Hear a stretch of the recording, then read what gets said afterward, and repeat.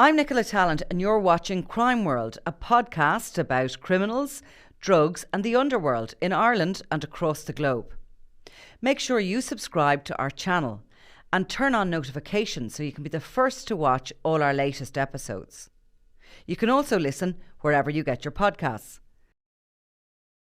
I don't know, do people realise, but I think the wider Hutch family and associates would actually see Johnny Hutch's death as a direct result of Daniel Kinahan and the Kinahan organisation.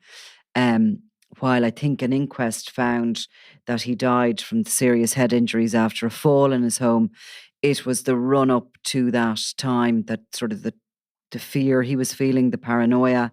He had escaped a number of hit attempts and they had left their mark on him. Yeah, I mean, the family was, his own family was absolutely devastated by the feud. His son, Garrett, was shot dead. His other son, Jonathan, narrowly escaped with his life in Majorca when ultimately Trevor O'Neill was shot dead in a case of mistaken identity.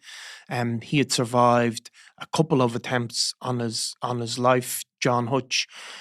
He's Jerry Hutch's older brother. Certainly would have been, not a name that was ringing out, but I think it's what happened was, as we know now with the Regency Hotel, there was a number of cars were used as a getaway from the scene, and John Hutch was blamed by the Kinahans for being one of them drivers. Now, nobody, we've all both sat through the Regency Hotel trial, his name never came up during it. There was no evidence given either way. He obviously lived in a place, because we've seen loads of CCTV in the other cases involving him. No CCTV or anything like that came forth with to connect Jonathan Hutch to that being one of them John Hutch being one of the getaway drivers. Yet he did receive the blame and he became a target for the Kinahans. Yeah.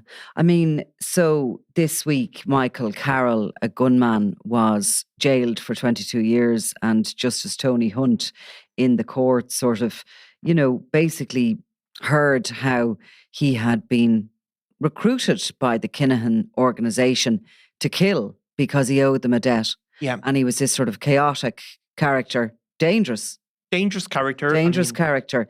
And he targeted John Hutch at his home at Drummondley Avenue on the North Circular Road on September 2nd, 2016. Now, John Hutch had returned from collecting a daughter who I think has some intellectual disabilities and was coming for a visit to the house. At this point, Gareth was only months dead. Gareth Hutch had approached a local politician just in the week and the days before his murder and asked to be moved because he'd a young son who used to come and visit him and he was afraid for his life. What emerged was Gareth Hutch, unknowns to him, was targeted by a neighbour, Johnny Keogh, an Inalay hitman who had taken the money from the Kinahans and had sort of lured his own sister, Regina Keogh, into this plot to kill. She had given up her home, which was near Gareth Hutch's in Avondale Road House, Avondale House. And she had allowed the killers use her apartment to kind of stalk him, to watch him through the night. As he went out to his car that morning, they had run at him, shot him. And of course, frightening. John Hutch had been... he'd been pictured because he carried that coffin. His son's coffin. Yeah. A few months later, he was the target himself. Michael Carroll got a very hefty sentence, 22 years. Was Jonathan targeted in the meantime, in between that? Was it not August 2016 when he survived that would-be hit in Majorca? Yes, yeah, you're right, yeah. So basically what has sort of happened in between that was that the family were obviously grieving for Gareth, and their Jonathan Hutch booked a holiday to Majorca to take a break, I presume, the stress of the situation must have been horrendous, having an international, as we now know, trans-global billion-euro drug cartel out to kill you. Must be pretty stressful. He went on holiday to Majorca. he was walking up the street one evening and had got talking to a man called Trevor O'Neill in the pool during the day. Trevor O'Neill was a council worker. He was there with his family. The scenario always actually I was at the scene, but you can just imagine it, those summer holidays with the kids and everybody's scorched during the day. You go up, get changed and go out for dinner, and you're headed for one of the many restaurants with the same menus, that kind of a place. A very typical scene. And they were walking up the road and they were talking, and the next thing, this gunman came running at them in a hooded top and long trousers. I saw the CCTV of that. His name was Glenn Clark. He'd later be killed himself with a self-inflicted gunshot injury. But Clark had been flown to the island. An opportunistic eyeball had been put on Jonathan Hutch when he arrived in Majorca. He obviously didn't realise at the time that Majorca was a stronghold of the Byrne organised crime group headed up by Thomas Bomber Kavanagh, that they owned properties there, that they were regular visitors there. And he'd basically just been spotted, and this hitman was sent out to target him. Jonathan saw the hitman coming, probably more alert than anybody else, given the fact that his brother had been killed and his family were under fire. And he darted down this laneway and over this gate. And the gunman, they believe in sort of temper, raised the gun and shot dead Trevor O'Neill in front of his wife and children. Yeah. So that happened. And I mean, Jonathan survived and all the rest of it, and the trauma, obviously, for the O'Neill family can't be equated with the survival of somebody else, but it must have been another great shock for them. A month later, John Hutch arrives back to his house with his daughter, who has intellectual disabilities, in the car. She's coming for a visit. And Michael Carroll emerged from a car with 2 handguns, discharged, I think it was, something like 12 shots from both of them, then fled the scene. So John Hutch was very, very lucky to escape with his life. Michael Carroll, the police believe, was directed by a senior member of the Kinahan cartel, who's currently behind bars for another plot to kill one of the Hutches. This guy would be associated particularly with the Byrne organised crime wing of the cartel.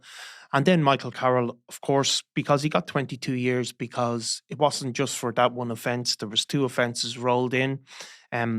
Ultimately, in the other was that he was charged with twice attempting to murder Edward Staunton on the night of March 26, 2017 at James Joy Street, Dublin 1, and again at Padder Kearney House, Railway Street, Dublin 1.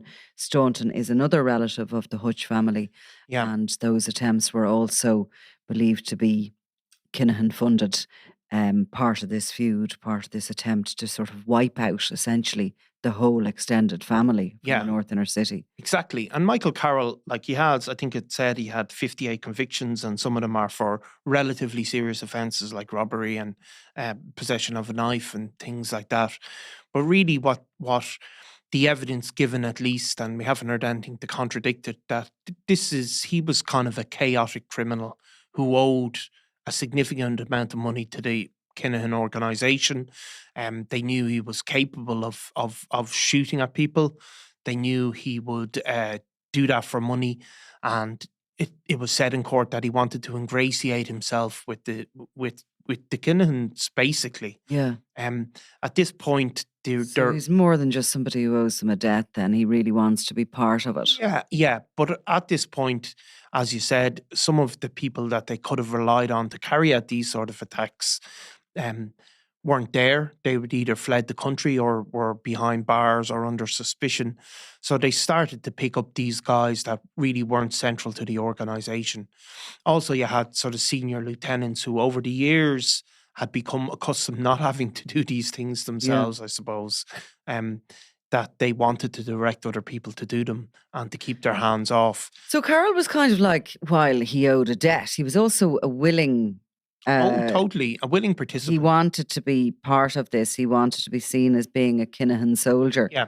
I think the court heard that he's going to need intense help as he tries to rehabilitate and deal with his drug problems. Yeah. His sister kind of addressed the court and said that he became somebody a She different didn't person. know. Yeah, and of course, this is all said in his defense, and you could argue that it's easy to say that now, but they spoke about his drug addiction, the impact it had on him, and the It road it broke took the him down. family's hearts, she said. And I mean, you can totally understand that it would. You can, but in summation, the judges described him as a ruthless and dangerous gunman who ran amok basically in the city centre. In particular, talking about the attempted murder of Mr. Staunton, and he described it as being a packed place with people around, and that he attempted to shoot somebody. He shot Mr. Staunton as he lay on the ground. Mm. So sometimes the evidence from the family might be he's a good guy, and he went down the wrong Yeah, road. yeah. But there's also the fact the sentence reflects the sheer dangerousness, not just of the shooting on Mr. Hutch, but on And Mr. the Staunton as well. CCTV on that Staunton case seems to have been so frightening that Justice Tony Hunt said that if this case is appealed, that he sort of directed or would advise Yeah, the appeals court to watch the video footage. yeah. It is just so shocking that he's lying there waiting for help from an ambulance and your man comes along and Yeah, so it's not. It's he. I don't think he could be described as somebody who's a kind of a harmless sort of guy roped in to do this. He obviously went on the run in the UK as well, yeah. and there was a long extradition procedure. So I mean, he's coming before the courts. I mean, what is it now? Is it nearly? Yeah, it's 2023. Yeah, so it's 7 years or so after.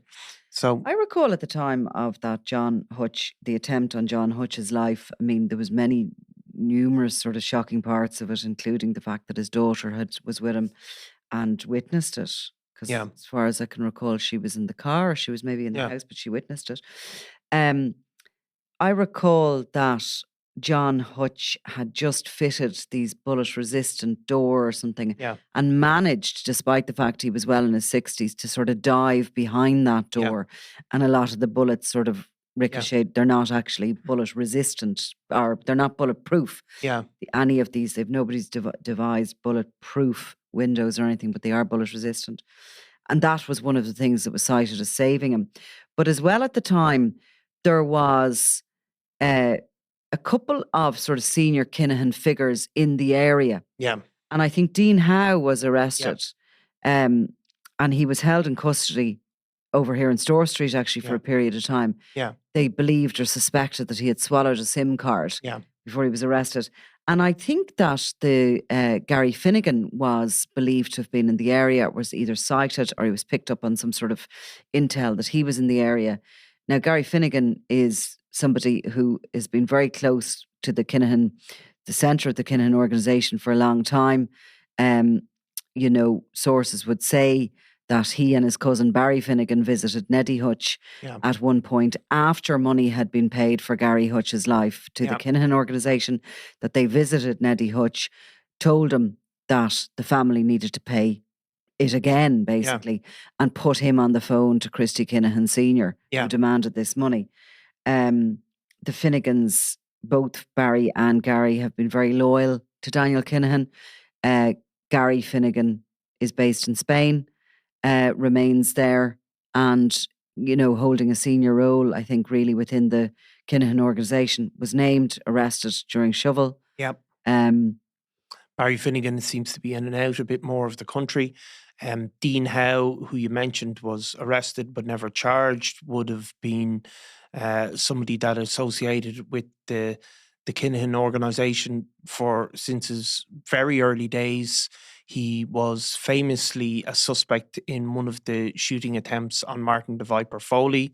Again, never charged in connection with it, but the reports will tell you that after Martin Foley was shot and the police arrived at the scene, or the emergency services arrived at the scene, he apparently described the gunman as Dean Howe. But obviously he was never charged.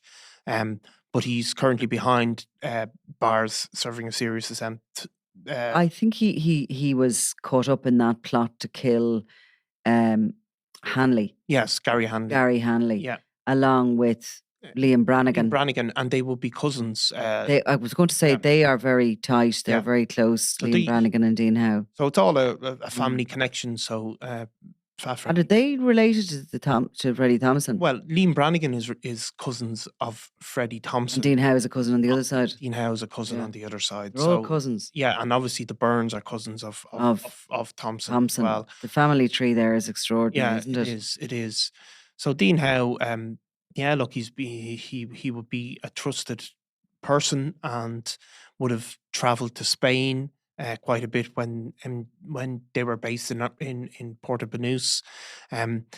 So I think as well, I suppose you'd say the likes of this Michael Carroll, while he's extremely violent, he's Yeah. a chaotic drug user and all the rest of it. It would be unlikely that somebody like him would be sent out on a plot to kill on his own without a sort of No, it's somebody impossible. directing. No, impossible. And they have. I mean, if look, you can. The evidence was given that Michael Carroll planted a tracking device under John Hutch's car, so that's the modus operandi that they had going on. The Kinahan cartel. There was tracker devices put under Michael Gately's car. Mm. There was other tracking devices used. So this is a sort of a sophisticated operation. There was 2 handguns made available to him. They knew of John Hutch's movements over a couple of days. So Michael Carroll wasn't the one who was No, or who was operating tracker or devices. identified him as No. a would-be victim. So yeah, so I mean, if you heard, There was a story after that about that Johnny Hutch had been in holidaying in Turkey, and that somebody came to the door, and he was terrified. He saw what he thought was a gunman, and he sort of jumped for his life off off a balcony, balcony. basically. So I mean, and- that was in a number of months later. He was in holidays on Turkey. There was a person over in Turkey, a well-known Dublin criminal, that we can't go into because he's before the courts. But Johnny Hutch had obviously become paranoid for good reason. Yeah. These attempts had come in his life. Something went on outside his door that caused him to be suspicious, and he jumped off the balcony. I think in the belief that Dublin criminal had come to kill him.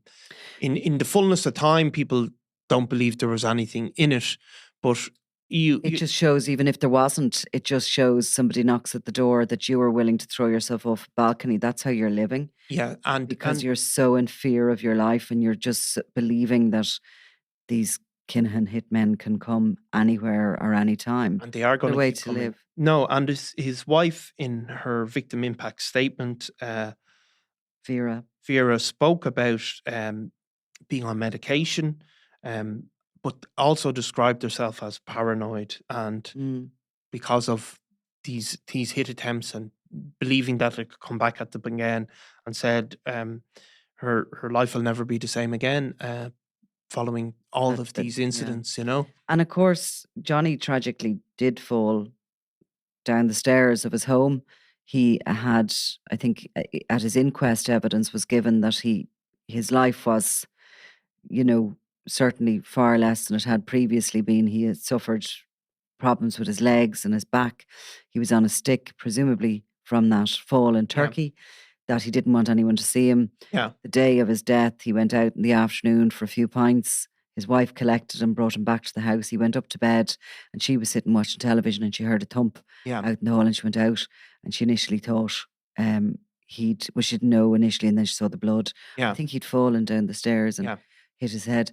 But yes, I think the wider Hutch family believe that was as good as murder, what happened to him. Yeah. Because his life had just literally been completely and utterly taken up with this fear that he was going to be killed, and it affected everything.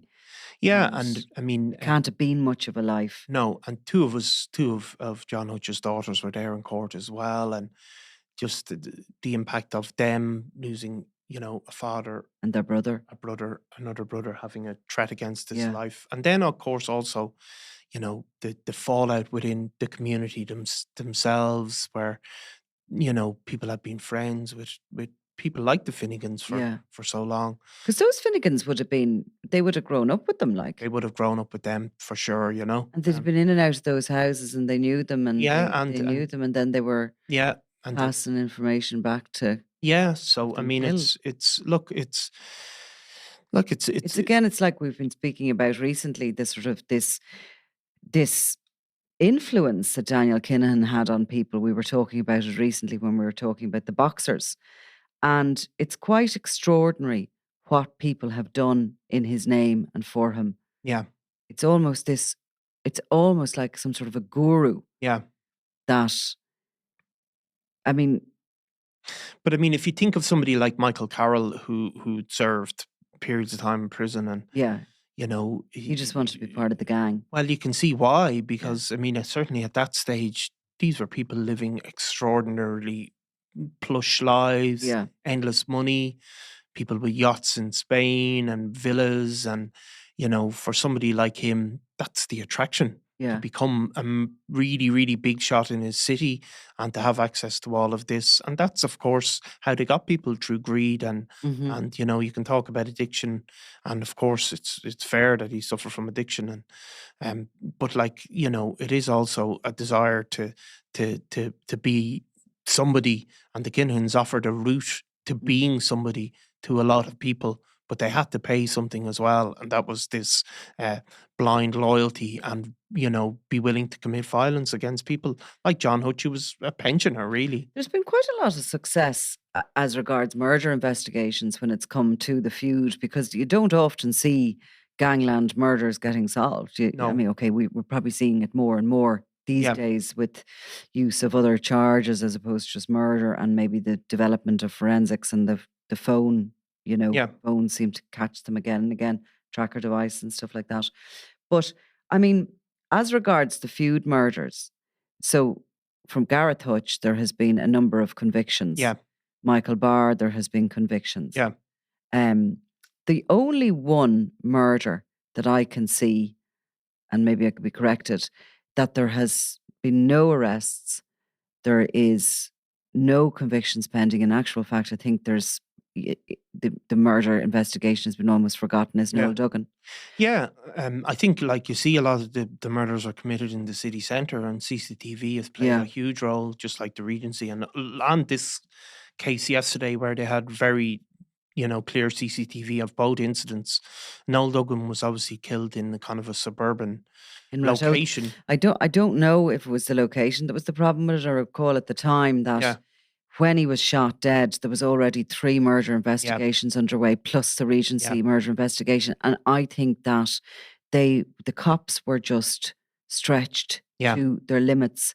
There was the most senior investigating officer they could put on the case mm, was brought from Bray in County Wicklow, yeah, because there was nobody else in the whole of Dublin yeah, or going north towards Rathout yeah, that was available and wasn't already on yeah. the cases. So, but yeah, it's and nobody seems to be in the background shouting for it to be solved. There doesn't No, seem to be anybody speaking up for him, or but anyway, maybe it is running away in the background there. And well, look, no like with doubt. this case, we'll just all of a sudden somebody will be extradited and brought before the courts, and we'll see it. But there definitely has been an enormous amount of success. A lot of people that were willing to kill are Yeah. now behind bars. Yeah, and of course, again with Michael Carroll, like he was ultimately charged with a lesser offence in regard to John Hutch. He was obviously done for 2 attempted murder counts regarding Mr. Staunton, but possession of a firearm with intent to endanger life was ultimately what he was done for. 22 years is such a long sentence. 22 years is such a long sentence. So, What'll he serve? About 17 or 18 years? well, yeah, so something like that, Yeah. you know, and he's obviously. And he's 37. Yeah, well, no, I think is he older than that? But he has served obviously a good period of time on remand already, so that'll be knocked off the final tally. But it's a long sentence; it's effectively a life sentence.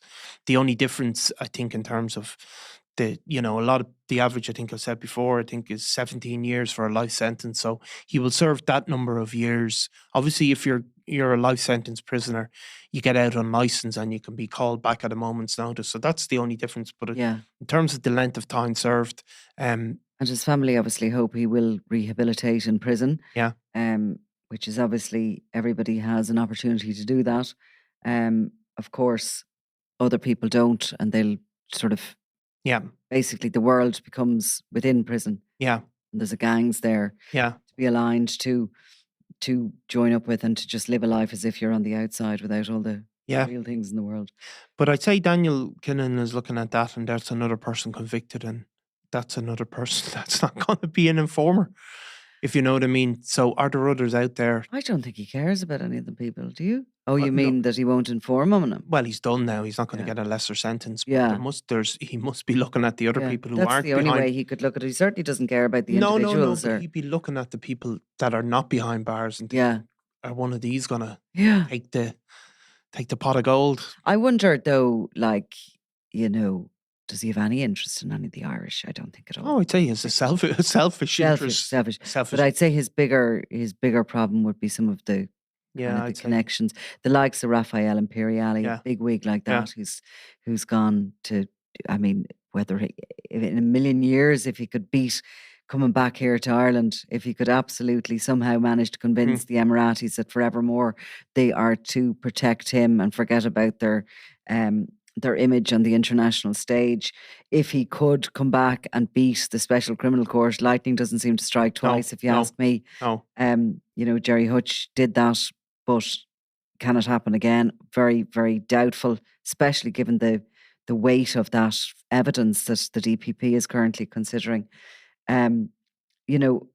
His options are just, but even if all that, and he would manage to beat all that, his big problem is still that he has on the international stage people singing like canaries. Yeah. And if I was Daniel Kinahan and I was his father, Christy Kinahan, my biggest worry would be Johnny Morrissey. Yeah. Yeah. I would worry about that fecker because he's likes to find things in life, and all he wants is to get out of prison and to get back to a bit of life of luxury with his wife, his Scottish wife. They're obviously very well matched, the two of them. Yeah. And I think he is the greatest survivor of all. Yeah. I just wouldn't trust him. No. Luckily, you don't. Mancunian, of course, as well. Lucky, you don't have to. No, thank God. Yeah. Okay. Thanks a million. Thanks, Nicola.